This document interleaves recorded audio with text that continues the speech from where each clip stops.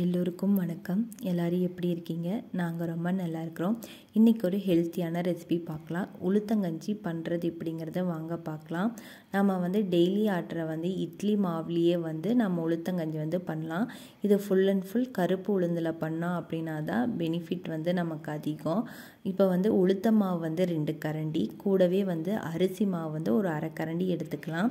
இந்த அரிசி மாவு எதுக்கு அப்படின்னா உளுத்த மாவு மட்டும் சேர்த்து பண்ணோம் அப்படின்னா வழுவழுப்பு தன்மை வரும். அதுக்காக அரிசி மாவு கொஞ்சம் சேர்த்துக்கிறோம். கூடவே தண்ணி ஊற்றி நல்லா கட்டி இல்லாமல் கரைச்சிக்கலாம். பாருங்கள், இந்த மாதிரி நல்லா தண்ணியாட்ட கரைச்சி டேரெக்டாக நம்ம அடுப்பில் வச்சுருவோம். அடுப்பை ஃபுல் அண்ட் ஃபுல் ஸ்லோ ஃப்ளேமில் வச்சு கலந்து விட்டுக்கிட்டே இருங்க. இல்லை அப்படின்னா கீழே அடி பிடிக்க பார்க்கும். கூடவே நம்ம சர்க்கரை சேர்த்துக்கலாம். நான் அஸ்கா சர்க்கரை சேர்த்திக்கிறேன். நீங்கள் நாட்டு சர்க்கரை இல்லை அப்படின்னா கருப்பட்டி கூட சேர்த்துக்கலாம். நல்லா கலந்து விட்டுக்கிட்டே இருங்க.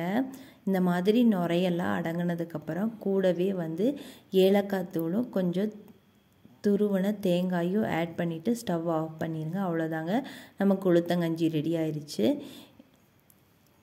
கர்ப்பப்பை ஹெல்த்தியாக இருக்கிறதுக்கு, பேக் பெயின் இருக்கிறவங்க, குழந்தை பெற்றவங்க இதெல்லாம் அடிக்கடி செஞ்சு சாப்பிட்டோம் அப்படின்னா ரொம்ப நல்லது. ஒரு 3 இன்க்ரீடியண்ட் இருந்தாலே போதும், நம்ம ஈஸியாக செஞ்சிடலாம்.